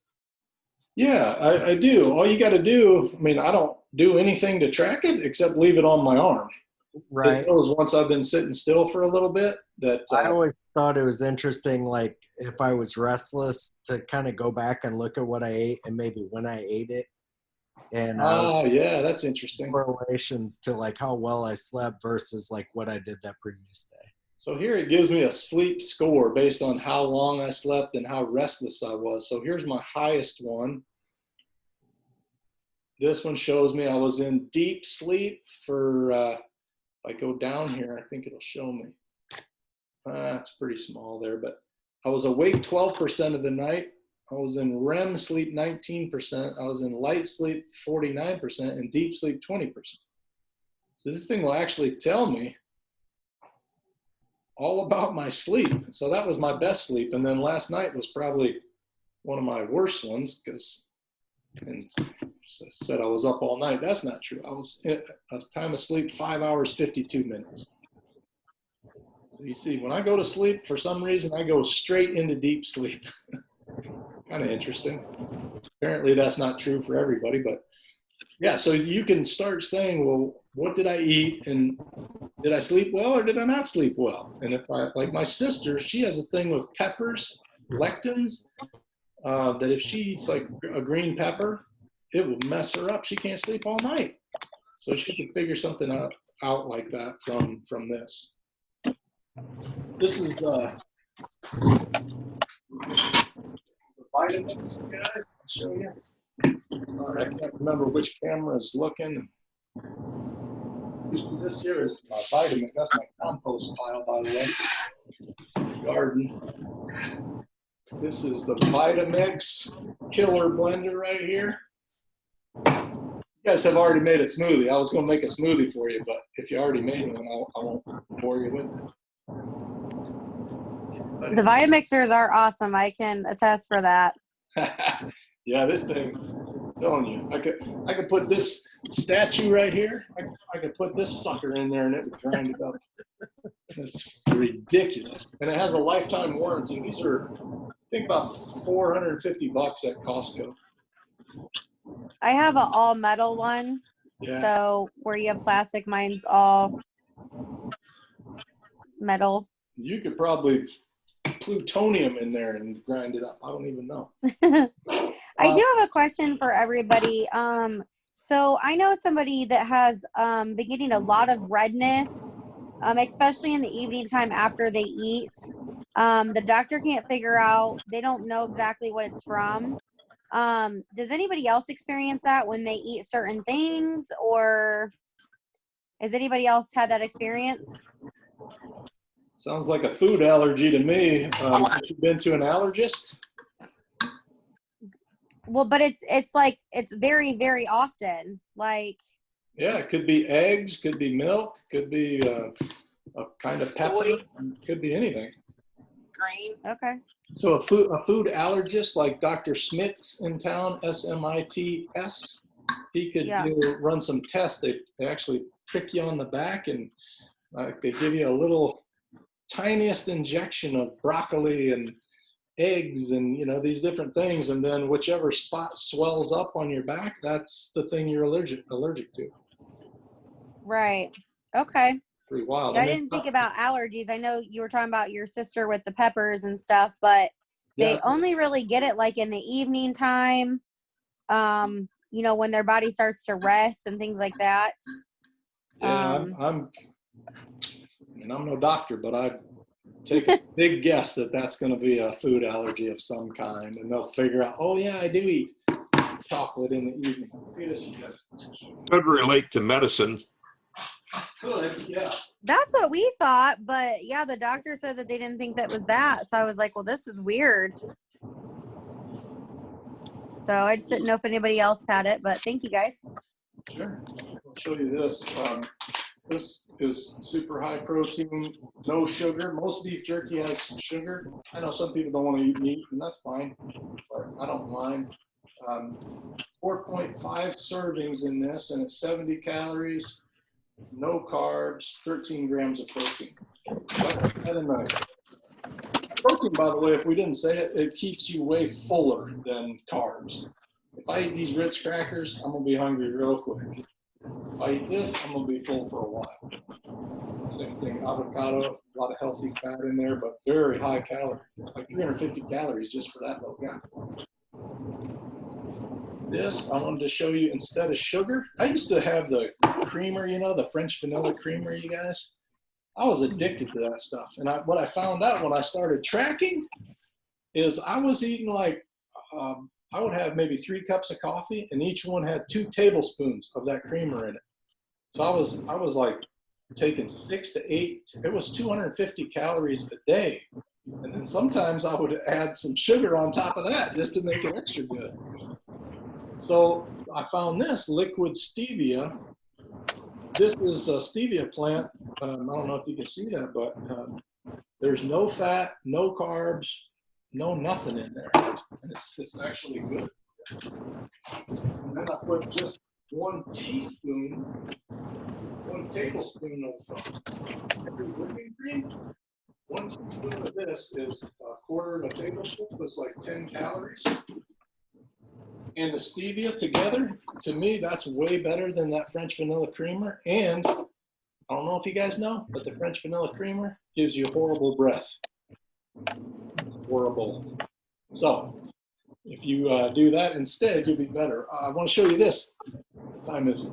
Still got 15 minutes. So this is one of my weaknesses. Bean with bacon Campbell's soup.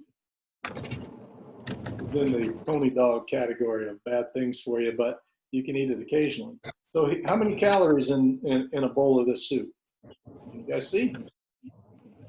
170 for whatever their serving size is. That's the thing. See, they get you. You have to say what is the serving size. So Treva asked the right question. This little can here, which I put in a pot, you know, add some water to, and I eat the whole thing.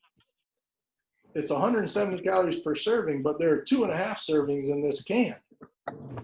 And then I take these Ritz crackers, because it's not good without the Ritz crackers. And one serving is 5 crackers.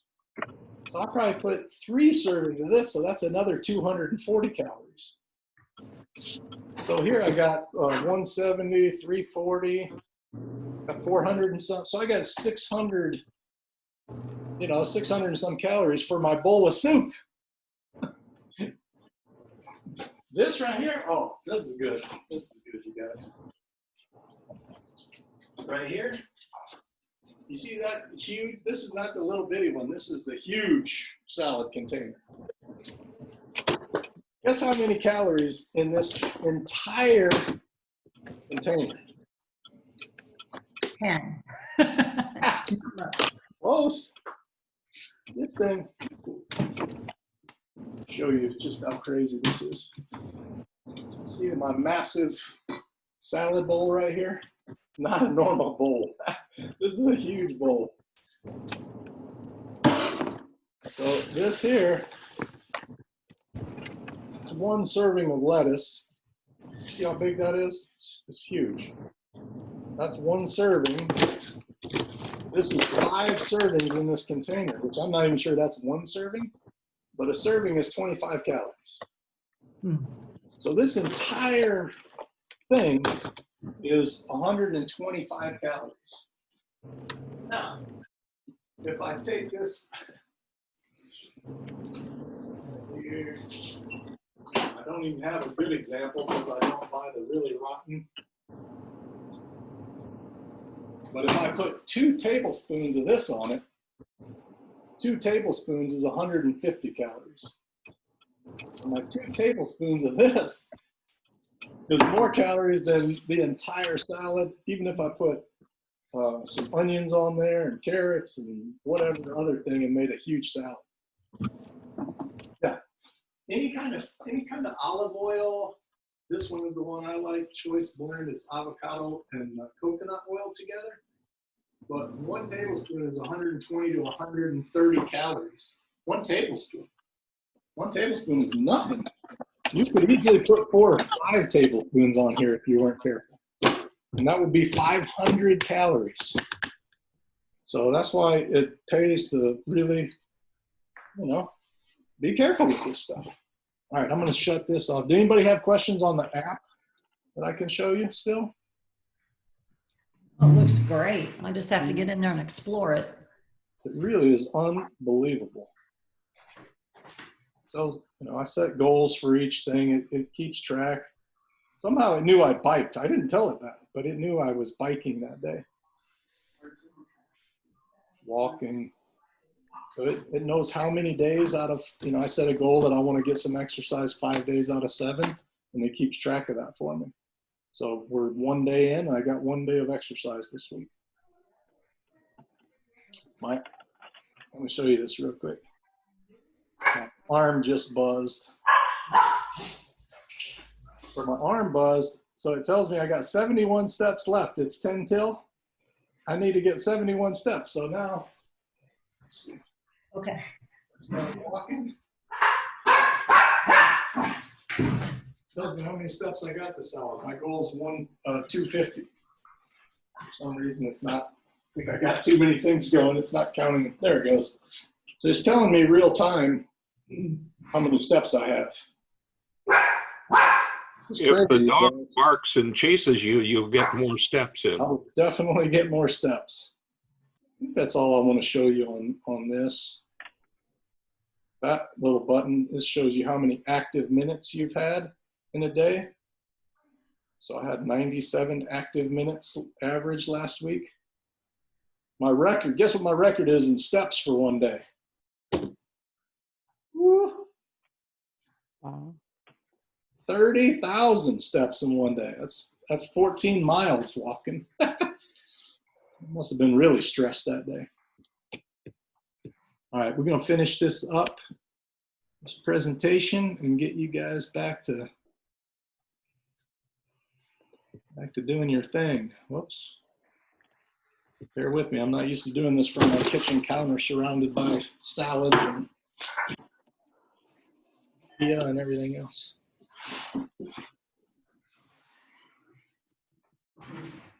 I see Allie Kurtz on here. Every time I see the picture, I think, oh, she's so friendly. But then I realize it's just her picture. She might be phenomenal. I don't know. I'm here. That's good. Screen, keynote, share. All right, so that was the demo. So I'll send these links to you guys, but these are some of the things we looked at in case you want to review. This one's pretty good. WTF is flexible dieting. That'll explain it in a lot more detail than we went into, but that's about it. That's about it. And then just show you. I have to change this. Whoops.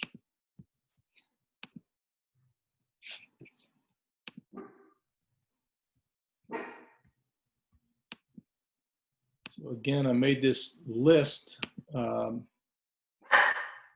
was the Fitbits that are available. You see there are tons of options. Where would I find my list? You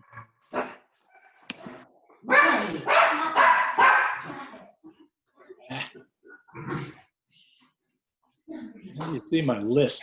Somebody find my list. Manage my lists. Killing me, Amazon.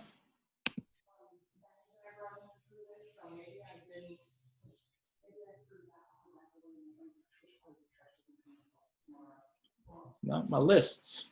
On that drop-down menu that you pulled up, it showed my, yeah, I think it's on there. There we go. All right, so here are the things. Like if you want to measure your waist, that's a great way to know if you're actually making progress. You know, if you measure your waist once a week or every day, you know exactly what's actually going on, because it's easy to play a trick on yourself. So for $7, you can do that. This is an example of one of those it's called a body composition scale.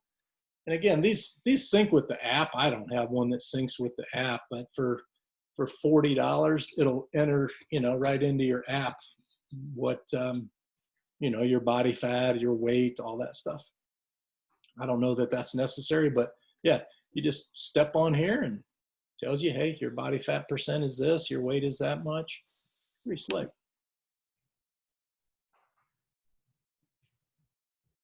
That's that Stevia.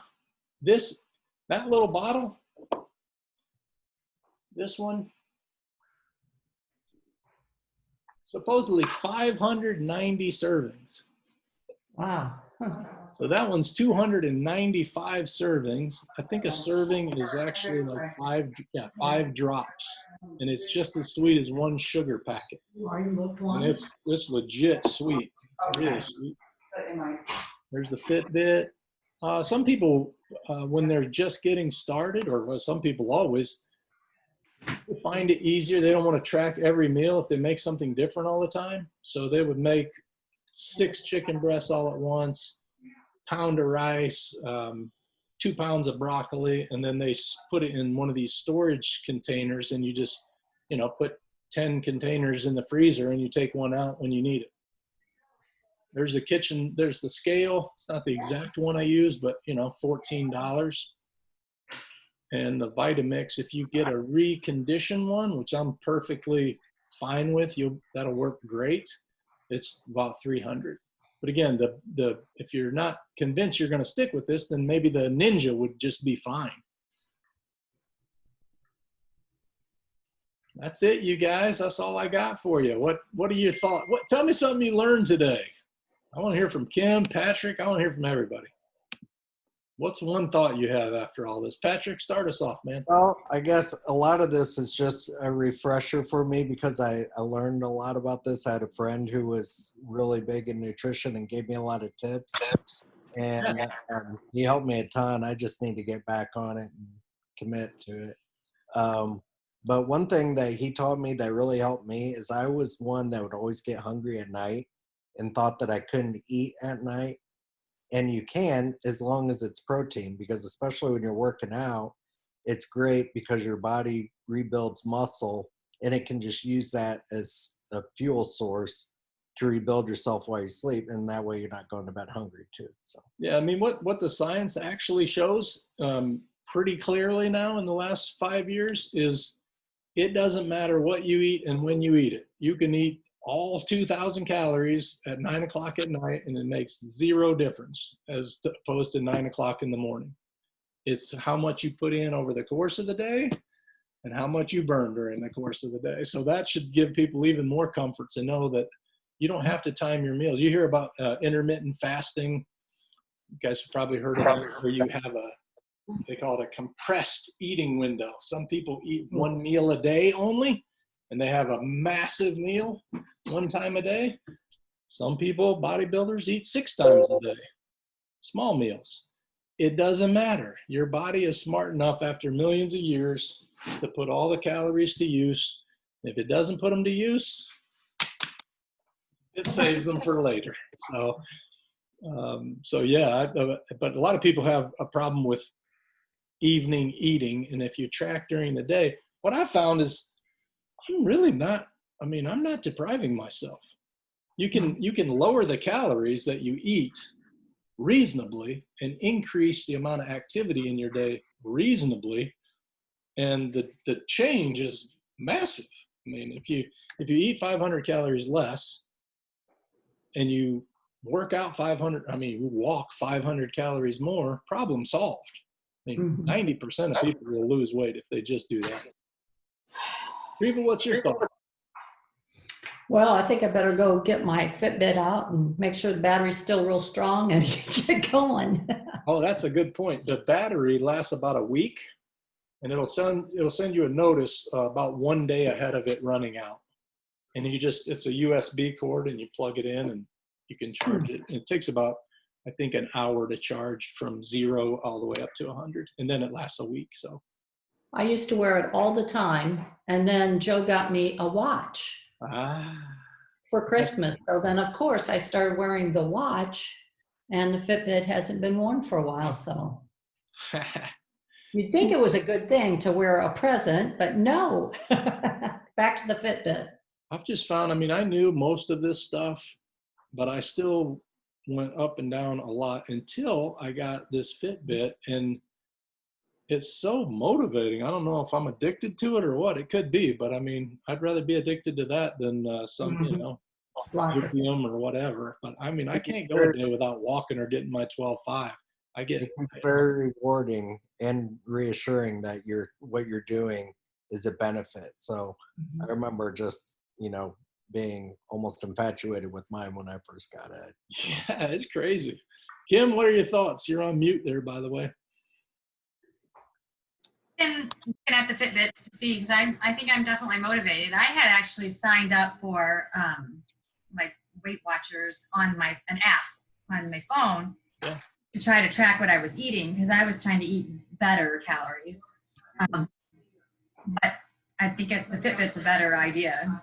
It gives you so much information in addition to just what you're eating. I think you'd love it. Yeah. You'll love it. So I'm gonna get one. All right. Got some converts out here. I'm excited. Allie, what do you think? Well, yeah, I just downloaded an app about a month or two ago too. It's similar to Weight Watchers. I track bites, and it's monitoring everything you eat. And my iWatch works with it. You can Bluetooth them together. Yeah. But I was staying under the daily bites, but I'm eating the wrong kind of food. So. Yeah, if we just eat exactly what we ate, but less of it, then you'll just be a smaller version shaped exactly the same way you are, which for some people is fine. And for some people, that's not what they want. But that's, again, just to recap, there's 2 equations, the calories in, calories out. That determines your weight. And then what percentage of those calories are natural foods, not processed. What percentage, like this is bullshit food. That's not food. You can't find that on a tree. So that's in the 20% category. But whatever your percentage is, that's how if you make it 95% all natural foods, you're going to look amazing. You're going to look ridiculously good. Ridiculous. But if it's 75% processed, then we're going to feel sluggish and skin's going to look bad. So there's some, we each have to decide, 80-20 seems like a good thing to shoot for, 75-25. Right. Yeah, I'm excited for you. As long as your app and your Apple Watch, as long as it does both sides, what comes in and what goes out in the same place. Because I had the MyFitnessPal tracking what was coming in and the Fitbit tracking what was going out, and it still didn't click for me. But now I look and it's right next to each other. Like, this is what came in, this is what went out. Okay, I lost weight today. Oh shit, I gained weight today. Yeah, I don't have them right next to each other either, so I might have to look into the That's what did it for me, but yeah. Who else is on there? Was Nikki? that application that you bought then too? Oh, it's free. You can download it for free. Oh, okay. I can't remember what the pro version, why I wanted that. I think it was for the sleep insights. And I thought, well, this thing is so awesome for $80 a year. I'm happy to give them my $80 a year. Okay. And I didn't even bring it up, but part of that pro version is they got all kinds of workouts. So if you want beach body workout, if you want to, instead of just counting your steps, if you want to say, I want to hike the Grand Canyon, you can join the Hike the Grand Canyon Club, and it'll show you a map and show you where you've walked. So some people are real visual like that. If you want to do yoga routines, they're on there. Yoga Challenge, it'll keep track that you do yoga every day. So there's all kinds of stuff. I mean, I don't even use it all. Is that Nikki? It's Mama on the screen. Yes, it's me. Sorry, my kids did it. No problem. What are your final thoughts? You're wrapping us up, and then we're getting out of here. Alrighty. No, I was really interested about the Fitbits. I'm not one to want to wear that stuff on my arm. Yeah. But it's nice to have other people's opinions of them as motivation. So that's exciting. Yeah. Well, I mean, even if you didn't have a Fitbit, just understanding the concepts, right, going to move you to make better decisions. You just don't have a bird's eye view of exactly what's going on, but still, exactly. If you knew, well, this Frappuccino that I get every day is, you look up on Starbucks website, it'll tell you exactly what's in that, and you'll be terrified. You will look. I used to get a Breve latte. I don't know if you guys know what that is, but it's a latte made with, instead of milk, it's made with heavy cream, because I was on keto, which is basically very low carb, very high fat, and moderate protein. So instead of, if you put milk, it has a lot of carbs. So I had it make it with heavy cream. Well, heavy cream's freaking, if you have 6 ounces of heavy cream, it's like 1,200, 1,300 calories. I mean, it was enormous when I found out. So you can be on keto and you can gain weight like crazy. Well, the reason people lose weight on keto is you get very full. You eat some avocados and the chicken breast and a huge salad, you're going to be full for a long time, so you don't end up binging on calories. So that's why keto really works well. Well, thanks for chiming in, you guys. I'm so glad you came. Thanks, Chris. I recorded it. Thank you. Look back. Thank you. Thanks a Let lot. me know your progress. We'll check. Yeah, we should check back in, in a month and see who actually made some changes, because it happens fast. I mean, it happens fast, you guys. You saw my graph, right? It's down 8 pounds in 2 weeks. That's crazy. So Kim had to say that word, challenge. Thanks, Kim. Challenge. Put down.